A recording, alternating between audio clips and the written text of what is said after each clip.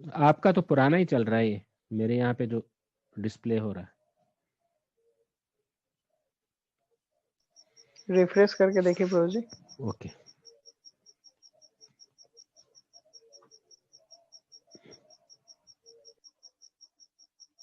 करते थे और सदैव दिव्य आनंद के सागर में डूबे रहते थे, किंतु ये भौतिक जगत इतना दूषित है कि असुर वृंदावन में भी वहां की शांति भंग करने का प्रयास करते रहते। तो कि असुरों का काम क्या होता है कि किसी वातावरण को देखते हैं ठीक से चल रहा है ना, तो उसको किस प्रकार से डिस्टर्ब किया जाए, बस उनको शांति पसंद नहीं होती है असुरों को, इसलिए हर जगह डिसरप्शन करते हैं। डिसरप्शन आजकल मॉडर्न टेक्नोलॉजी में डिसरप्शन टेक्नोलॉजीज आ गया, डिसरप्शन थिंकिंग, डिसरप्टिव थिंकिंग। जिस प्रकार उबेर ओला वगैरह ने मतलब कि जो टैक्सी का दाम गिरा करके, फिर उसी प्रकार जोमेटो वगैरह जितने भी कंपनीज हैं ये रेस्टोरेंट से टाई अप करके मतलब खाना घर भिजवा देते हैं आपको। तो this is disruptive technologies, disruption ला के आती है। ये आसुरी विचार है बेसिकली। एनीवे, एक बार अरिष्टासुर नामक एक असुर ने सांड के रूप में वृंदावन में प्रवेश किया। उसका शरीर तथा सींग अत्यंत विशाल थे। अपने खुरों से धरती को खोदता हुआ वृंदावन में वह प्रविष्ट हुआ। जब उस राक्षस ने वृंदावन में प्रवेश किया तो सारी धरती ऐसे हिलने लगी जैसे भूकंप आया हो। उसने भयंकर गर्जना किया तो सारी धरती ऐसे हिलने लगी कि जैसे भूकंप आया की, और नदी के तट पर भूमि को उसने भयंकर गर्जना की और नदी के तट पर भूमि को खोद डाला। तत्पश्चात उसने गांव के मुख्य भाग में प्रवेश किया। उस सांड की तीव्र भयानक गर्जना के कारण कुछ गर्भवती गायों और स्त्रियों के गर्भ गिर गए। उसका शरीर अत्यंत विशाल, सुदृढ़ और इतना बलशाली था कि उसके शरीर पर एक मेघ ऐसे मंडराने लगा जैसे मेघ पर्वत पर मंडराते हैं। अरिष्टासुर ने इतने भयानक रूप में वृंदावन में प्रवेश किया तो उसे देखने मात्र के से सब नर नारी भयभीत हो गए और गाय व अन्य पशु ग्राम छोड़कर भाग गए। स्थिति अत्यंत भयंकर होगी और वृंदावन के सब निवासी आर्तनाद कर उठे, कृष्ण कृष्ण हमारी रक्षा करो। कृष्ण ने गायों को भागते हुए देखा और तत्काल उत्तर दिया, डरो मत, डरो मत। फिर उन्होंने अरिष्टासुर के समक्ष उपस्थित होकर कहा, तुम जीवात्माओं के निकृष्टतम हो। तुम गोकुल के निवासियों को वो क्यों भयभीत कर रहे हो? तुम्हें इस कार्य से क्या प्राप्त होगा? यदि तुम मेरी सत्ता को चुनौती देने आए हो तो मैं तुमसे युद्ध करने के लिए तत्पर हूं, है ना।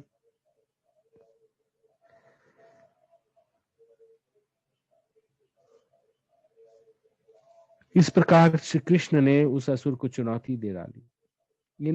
उनके इन शब्दों को सुनकर वह असुर अत्यंत क्रोधित हो उठा। श्री कृष्ण अपने एक सखा के कंधे पर हाथ रखकर उस सांड के सामने खड़े थे। क्रोधित सांड श्री कृष्ण की ओर बढ़ने लगा। वह अपने खुरों से एक धरती खोदते हुए अरिष्टासुर ने अपनी पूंछ ऊपर उठाई। ऐसा प्रतीत हो रहा था जैसे मेघ उसकी मूछ पर मंडरा रहे हो। क्या उपमा देते हैं। उसके नेत्र लाल थे और क्रोध में इधर उधर घूम रहे थे। अपने सींगों को श्री कृष्ण की ओर करके उसने इंद्र के वज्र की भांति उन पर आक्रमण कर दिया, किंतु कृष्ण ने तत्काल ही उसके सींग पकड़कर उसे उठाकर दूर फेंक दिया, जैसे एक विशालकाय हाथी को एक लघु विरोधी हाथी को दूर दूर फेंक देता है। ये जैसे एक विशालकाय हाथी एक लघु विरोधी हाथी को दूर फेंक देता है। यद्यपि असुर अत्यंत थका प्रतीत होता था और पसीने से लथपथ था, फिर भी वह साहस करके उठा। तो जी फोर्स म्यूट करें प्लीज। हाँ। फिर भी वह साहस करके उठा। उसने अत्यधिक क्रुद्ध होकर पुनः कृष्ण पर अत्यंत वेग से आक्रमण किया। श्री कृष्ण की ओर दौड़ते हुए वह दीर्घ श्वासें ले रहा था। श्री कृष्ण ने पुनः उसके सींगों को पकड़ लिया और तत्काल उसे धरती पर पटक दिया, जिससे उसके सींग टूट गए। तदुपरांत श्री कृष्ण उसके शरीर पर ऐसा पदाघात करने लगे जैसे कोई गीले वस्त्र को धरती पर निचोड़े। इस प्रकार श्री कृष्ण के पदाघात करने से अरिष्टासुर उलट गया और तीव्रता से अपने पैर चलाने लगा। उसके नेत्र पथरा गए, रक्तस्राव करता हुआ तथा मूलमूत्र का त्याग करता हुआ वह यमलोक को सिधार गया। इस आश्चर्यजनक उपलब्धि के लिए देवगण स्वर्गलोक से श्री कृष्ण पर पुष्प वर्षा करने लगे। श्री कृष्ण पहले से ही वृंदावन निवासियों के सर्वस्व थे। सांड रूपी ससुर का उद्धार करने के पश्चात वे सबकी आंखों का तारा बन गए। विजय पाने के बाद उन्होंने बलराम सहित ग्राम में प्रवेश किया। ग्रामवासियों ने उनका अत्यंत आदर पूर्वक और बलराम जी का यशगान किया। किसी के द्वारा कोई आश्चर्यजनक कार्य संपादित करने पर उसके बंधु बांधव, संबंधी और मित्र स्वाभाविक रूप से अत्यंत हर्षित हो उठते हैं। इस घटना के पश्चात ही नारद मुनि ने कंस पर श्री कृष्ण का रहस्योद्घाटन किया, है ना। नारद मुनि को साधारणतया देव दर्शन कहा जाता है। इसका अर्थ है कि देवगण अथवा उसके स्तर के व्यक्ति ही नारद मुनि का दर्शन कर सकते हैं। किंतु नारद मुनि कंस के पास आए, जिसे देवताओं के स्तर का न होते हुए भी नारद मुनि ने दर्शन दिए। निसंदेह कंस ने तो श्री कृष्ण के भी दर्शन किए, फिर नारद मुनि का कहना क्या है। साधारणतया भगवान एवं उनके भक्तों का दर्शन करने के लिए शुद्ध दृष्टि होनी आवश्यक है। अब ये शुद्ध दृष्टि क्या होती, अन्यथा वास्तविक लाभ नहीं मिल पाता। किंतु यह भी सत्य है कि किसी शुद्ध भक्त के संपर्क होने पर एक इंद्रियातीत लाभ होता है, जिसे अज्ञात सुकृति कहते हैं। जिससे ये लाभ होता है वह ये नहीं समझ पाता कि उसकी गति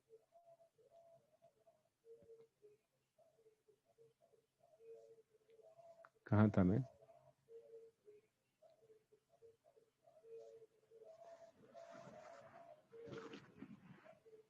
जिसे ये लाभ होता है वह ये समझ नहीं पाता कि उसकी प्रगति किस प्रकार हो रही। फिर भी वह प्रभु के भक्त के दर्शन मात्र से प्रगति करता है।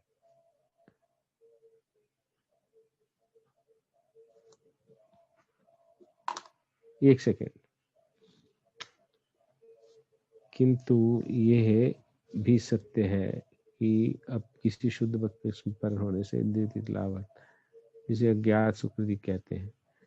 जिसे ये लाभ होता है ये नहीं समझ पाता कि उसकी प्रगति किस प्रकार हो रही है। फिर भी वह प्रभु के दर्शन मात्र से ही प्रगति करता है।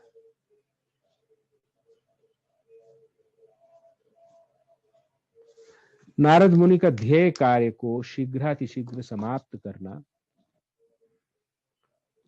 था। श्री कृष्ण असुरों का उद्धार करने के लिए प्रकट हुए थे और कंस असुरों में प्रमुख था। नारद मुनि घटनाओं की गति में तीव्रता लाना चाहते थे। इसी उद्देश्य से वे समस्त वास्तविक वृतांत के साथ कंस के पास गए। नारद जी ने कंस को बताया, वसुदेव जी का आठवां पुत्र मेरा होगा।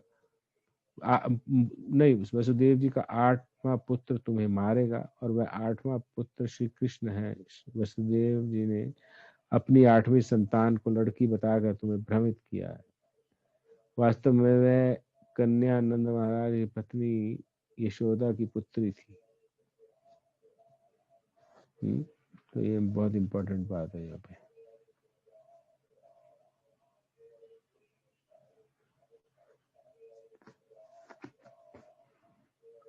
वास्तव में ये कन्या नंद महाराज की पत्नी यशोदा की पुत्री थी। वसुदेव जी ने इस कन्या को श्री कृष्ण से बदल दिया था, जिससे तुम्हें भ्रांत किया गया। बलराम जी की भांति श्री कृष्ण भी वसुदेव जी के ही पुत्र हैं। वसुदेव जी तुम्हारे दुष्ट स्वभाव से भयभीत थे, अतः उन्होंने चतुराई से अपने पुत्रों को तुम्हारी दृष्टि से दूर वृंदावन में छुपा दिया है। श्री कृष्ण और बलराम जी अज्ञात रूप से नंद महाराज की छत्र छाया में रह रहे हैं। तुम्हारे साथी सभी असुर, जिनको तुमने विभिन्न बालकों को मारने के लिए वृंदावन भेजा था, श्री कृष्ण और बलराम जी के द्वारा मारे गए हैं।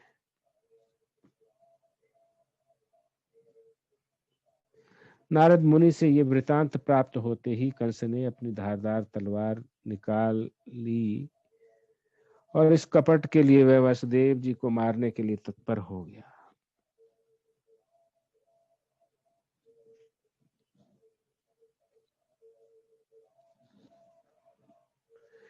किंतु नारद मुनि ने उसे शांत किया और कहा, तुम्हें मारने वाले वसुदेव जी नहीं है, फिर उन्हें मारने को आतुर क्यों हो? अच्छा ये होगा कि तुम श्री कृष्ण और बलराम जी की हत्या का प्रयास करो। किंतु अपने क्रोध को शांत करने के लिए कंस ने वसुदेव और उनकी पत्नी को बंदी बना ली, उन्हें लोहे की जंजीरों में बांध दिया और नारद मुनि द्वारा प्राप्त ताजा जानकारी पर कार्य करते रहो।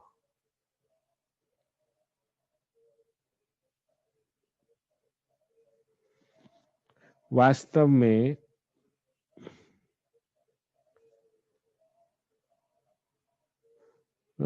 नारद मुनि द्वारा प्राप्त ताजा जानकारी पर कार्य करते हुए कंस ने तत्काल केशी नामक असुर को बुलाया और श्री कृष्ण बलराम जी को मारने के लिए उसे वृंदावन भेज दिया।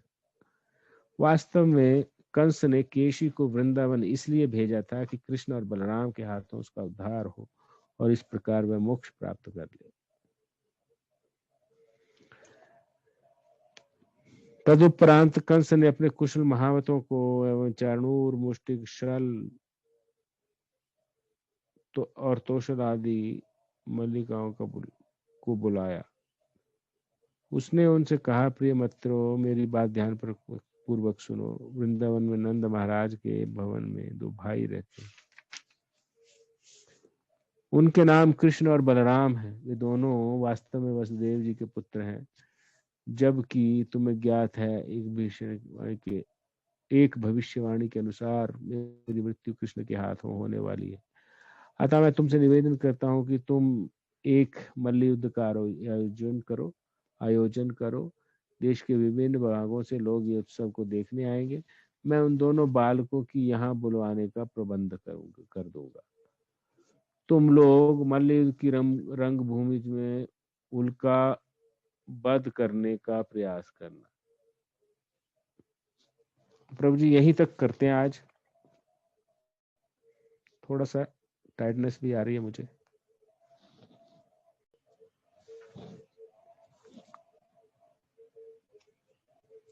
तो देखते हैं कि किस प्रकार कंस जो है भगवान श्री कृष्ण को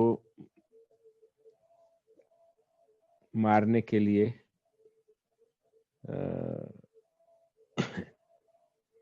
प्लान कर रहा है।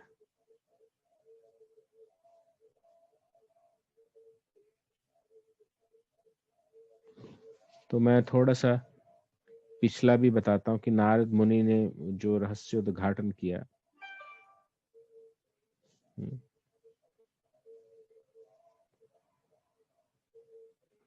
ना, नारद मुनि घटनाओं की गति में तीव्रता लाना चाहते थे। कल हमने पढ़ा ना, इसी उद्देश्य से वे समस्त वास्तविक वृत्तांत के साथ कंस के पास गए और कंस को बताया कि वासुदेव का 8वां पुत्र तुम्हें मारेगा और वह 8वां पुत्र श्री कृष्ण है। और वासुदेव जी ने 8वीं संतान को लड़की बताकर तुम्हें भ्रमित किया है और वास्तव में ये कन्या नंद महाराज की पत्नी यशोदा की पुत्री थी। तो वासुदेव जी ने उस कन्या को श्री कृष्ण से बदल दिया था, जिससे तुम्हें भ्रांत किया गया। बलराम जी की भांति श्री कृष्ण भी वासुदेव जी के ही पुत्र हैं। वसुदेव जी तुम्हारे दुष्ट स्वभाव से भीत थे, अतः उन्होंने चतुराई से अपने पुत्रों को तुम्हारी दृष्टि से दूर वृंदावन में छुपा दिया है। श्री कृष्ण और बलराम जी अज्ञात रूप से नंद महाराज की छत्र छाया में रह रहे हैं। तो ये सारी बातें जो है ना, नारद जी ने जो है कंस को बता दी, क्योंकि वो अभी प्रोजेक्ट बोलते हैं ना, प्रोजेक्ट मैनेजमेंट में फास्ट ट्रैकिंग, फास्ट ट्रैकिंग एक शब्द आता है। हम लोग प्रोजेक्ट मैनेजमेंट करते हैं तो उसमें है ना, किसी भी चीज को फास्ट ट्रैक पे लाने के लिए, तो नारद जी ने ऐसा बात जो है जाकर के कंस को कह दिया। नारद मुनि से वृत्तांत प्राप्त होते ही कंस ने अपनी धारदार तलवार निकाल ली और इस कपट के लिए वह वसुदेव जी को मारने के लिए तत्पर हो गया। किंतु नारद मुनि ने उसे शांत किया, तुम्हें मारने वाले वसुदेव जी नहीं है, फिर उन्हें मारने को आतुर क्यों हो? अच्छा ये होगा कि तुम कृष्ण और बलराम जी की हत्या करने का प्रयास करो। किंतु अपने क्रोध को शांत करने के लिए कंस ने वसुदेव जी और उनकी पत्नी को बंदी बना लिया और उन्हें लोहे की जंजीरों से बांध दिया। तो नारद मुनि द्वारा प्राप्त ताजा जानकारी पर कार्य करते हुए कंस ने तत्काल केशी नामक असुर को बुलाया और श्री कृष्ण और बलराम जी को मारने के लिए वृंदावन भेज दिया। वास्तव में कंस ने केशी को वृंदावन इसलिए भेजा था कि श्री कृष्ण और बलराम के हाथों उसका उद्धार हो और इस प्रकार वह मोक्ष प्राप्त कर ले। बताइए। तदुपरांत कंस ने अपने कुशल महावतों को एवं चाणूर, मुष्टिक, शल और तोशल आदि मल्ल योद्धाओं को बुलाया। उनसे कहा, प्रिय मित्रों, मेरी बात ध्यान पूर्वक सुनो। वृंदावन में नंद महाराज के भवन में दो भाई रहते हैं। उनका नाम कृष्ण और बलराम है। वे दोनों वास्तव में वसुदेव जी के पुत्र हैं। जैसा कि तुम्हें ज्ञात है, एक भविष्यवाणी के अनुसार मेरी मृत्यु कृष्ण के हाथों होने वाली है। अतः मैं तुमसे निवेदन करता हूं कि तुम एक मल्ल युद्ध का आयोजन करो। देश के विभिन्न भागों से लोग ये उत्सव देखने आएंगे। मैं उन दोनों बालकों को यहाँ बुलाने का प्रबंध कर दूंगा। तुम लोग मल्ल युद्ध की रंगभूमि में उनका वध करने का प्रयास करना। अब आज का जो है शुरुआत होती है। उत्तर भारत में मल्ल युद्ध अभी भी लोकप्रिय है। श्रीमद् भागवत के अनुसार आज से 5000 वर्ष पूर्व भी मल्ल युद्ध लोकप्रिय था। तो कंस ने भी मल्ल युद्ध का आयोजन किया तथा लोगों को उसमें आमंत्रित करने की योजना बनाई। उसने महावतों से भी कहा, कुवलया पीड़ नामक हाथी को अवश्य लाओ और उसे रंगभूमि के द्वार पर रखो। कृष्ण और बलराम के आते ही उन्हें बंदी बनाने का प्रयास करो और हाथी द्वारा उनका वध करवा दो। तो उसने पूरा प्लान चॉक आउट कर लिया उसने। देखो,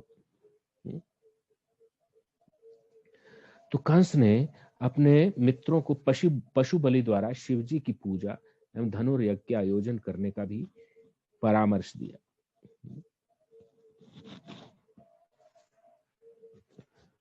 उसने उन्हें चतुर्दशी का यज्ञ संपन्न करने को कहा। यह तिथि एकादशी से 3 दिन पश्चात आती है और शिवजी की आराधना के लिए उपयुक्त मानी गई है। शिवजी का एक अंश काल भैरव के नाम से भी प्रसिद्ध है। तो असुरगण शिवजी के इसी रूप की उपासना करते हैं और उनके समक्ष पशु बलि देते हैं। वैद्यनाथ धाम नामक स्थान पर यह प्रथा अभी भी प्रचलित है। असुर लोग वहां काल भैरव की मूर्ति के समक्ष पशु बलि देते हैं। कंस भी इसी असुर समूह में से एक था। वह एक चतुर कूटनीतिज्ञ भी था। अतः उसने अपने असुर मित्रों द्वारा कृष्ण और बलराम का वध का शीघ्र प्रबंध कर लिया। तत्पश्चात उसने अक्रूर जी को बुलाया। मेरा चश्मा कहाँ गया यार? चलो एनीवे, कहीं होगा। यहाँ है। तत्पश्चात उसने अक्रूर जी को बुलाया, जो उसी यदुवंश के वंशज थे जिसमें श्री कृष्ण ने वसुदेव पुत्र के रूप में जन्म लिया था। जब अक्रूर जी कंस से भेंट करने आए तो कंस ने विनय पूर्वक स्वागत किया और कंस ने उनसे कहा, प्रिय अक्रूर जी, भोज और यदुवंशों में आप में आपसे श्रेष्ठ मेरा अन्य कोई मित्र नहीं है। मैं बोले थोड़ी देर ले ले तो मुझे क्या पता, मेरा पाद आप दिखे, कुछ नहीं अत्यंत दिखे। उदार व्यक्ति हैं। आप अत्यंत उदार व्यक्ति हैं, अतः एक मित्र के रूप में मैं आपसे दान की भिक्षा मांगता हूँ। जिस प्रकार राजा इंद्र भगवान विष्णु की शरण में जाते हैं, उसी प्रकार मैं आपकी शरण में आया हूँ। देखो कूटनीतिज्ञ जो है ना, किस प्रकार से बात करते हैं, है? उदाहरण क्या दे रहा है कि जिस प्रकार राजा इंद्र भगवान श्री विष्णु की शरण में जाते हैं, उसी प्रकार मैं आपकी शरण में आया। मतलब देखिए, इसको कहते हैं मुंह में राम राम बगल में छुरी। इस मीठी मीठी बात करके लोगों को फंसाने का। मैं आपसे तत्काल वृंदावन जाने का निवेदन करता हूँ। वहां जाकर आप कृष्ण और बलराम नामक दो बालकों के विषय में जानकारी प्राप्त कीजिए। वे नंद महाराज के पुत्र हैं। उन बालकों के लिए ही विशेष रूप से निर्मित ये रथ ले जाइए और उन्हें तुरंत यहाँ ले आइए। मेरी आपसे यही विनती है। मेरी योजना इन दोनों बालकों का वध करने की है। नहीं, उन्होंने यहाँ पे एकदम एक्सप्लिसिट ही कर दिया कि मैं मेरी योजना उनका दोनों को वध करने की है। जैसे ही मुख्य द्वार से अंदर प्रविष्ट होंगे, कुबलिया पीड़ नामक विशालकाय हाथी उनकी प्रतीक्षा कर रहा होगा और वह संभवतः उनकी हत्या करने में समर्थ होगा। किंतु यदि वे किसी प्रकार सुरक्षित निकल आए तो फिर उनकी भेंट मल्ल योद्धाओं से होगी। वे योद्धा अवश्य ही उनकी हत्या कर देंगे। यही मेरी योजना है। इन दो बालकों का वध करने के पश्चात मैं नंद और वसुदेव जी का भी वध कर दूंगा, क्योंकि वे वृष्णि और भोज राजवंशों के पक्ष में हैं। मैं अपने पिता उग्रसेन और उनके भाई देवक का भी वध कर दूंगा, क्योंकि वास्तव में वे मेरे शत्रु हैं एवं मेरी कूटनीति और राजनीति के मार्ग में बाधक हैं। इस रीति से मैं अपने सब शत्रुओं से मुक्ति पालूंगा। जरासंध मेरे श्वसुर हैं और द्विविद नामक विशाल वानर मेरा मित्र है। उनकी सहायता से मैं देवताओं के समर्थक पृथ्वी के सभी राजाओं की सरलता से हत्या कर दूंगा। यही मेरी योजना है। इस प्रकार मैं सभी विरोधियों से मुक्ति पालूंगा। तत्पश्चात पृथ्वी पर निर्विघ्न रूप से आनंद पूर्व राज्य करने में अत्यंत आनंद आएगा। तो देखिए, आसुरी प्लान कहते हैं इनको, आसुरी प्लान बना रहा है। आपको यह भी ज्ञात होगा कि शंबर, नरकासुर एवं बाणासुर मेरे घनिष्ठ मित्र हैं।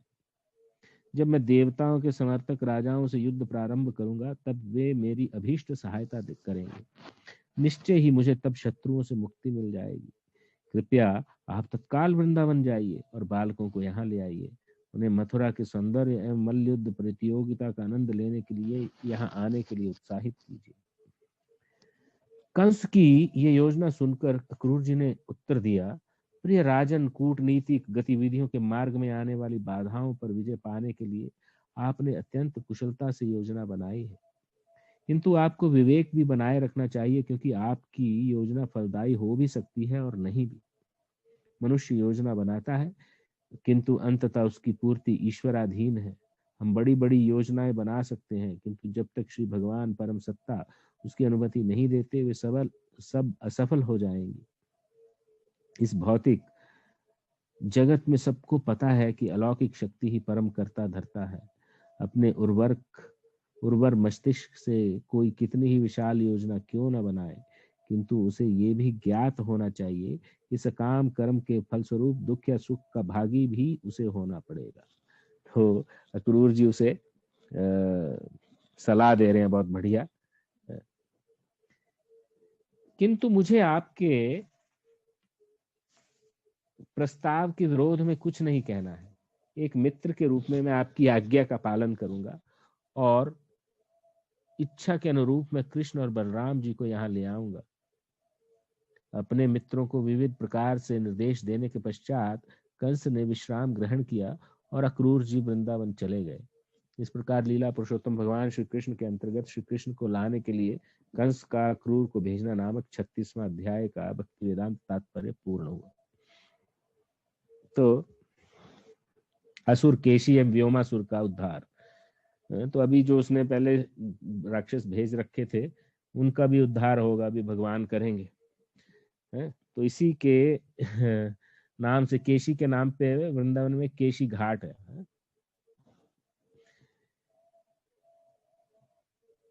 कंस का निर्देश पाकर असुर केशी ने एक भयंकर अश्व का रूप धारण कर लिया। उसने वृंदावन के क्षेत्र में मन की गति से प्रवेश किया। उसकी बड़ी सी अयाल उड़ रही थी और उसके खुर धरती को कुरेद रहे थे। वह हिनहिनाने लगा एवं संपूर्ण जगत को भयभीत करने लगा। श्री कृष्ण ने देखा कि वह असुर अपनी पूंछ को एक विशाल मेघ की भांति हवा में घुमाकर अपनी हिनहिनाहट से सभी वृंदावन निवासियों को भयभीत कर रहा है। श्री कृष्ण समझ गए कि यह वह अश्व उन्हें युद्ध के लिए चुनौती दे रहा है। भगवान ने उस चुनौती को स्वीकार कर लिया और असुर केशी के सम्मुख खड़े हो गए। जब उन्होंने उसे युद्ध के लिए ललकारा तो वह अश्व सिंह गर्जना के समान भयंकर शब्द करता हुआ श्री कृष्ण की ओर अग्रसर हुआ। केशी भगवान की ओर वेग से दौड़ा। उसके जबड़े पूरी तरह खुले थे, मानो वह सारे आकाश को निगल जाएगा। अपने शक्तिशाली, उग्र एवं शिला की भांति कठोर पैरों से उसने श्री कृष्ण को कुचलने का प्रयास किया, किंतु श्री कृष्ण ने तत्काल उसके पैरों को पकड़ लिया और इस प्रकार उसे व्यग्र कर दिया। कुछ क्रोधित होकर श्री कृष्ण निपुणता से उस अश्व को चारों ओर घुमाने लगे।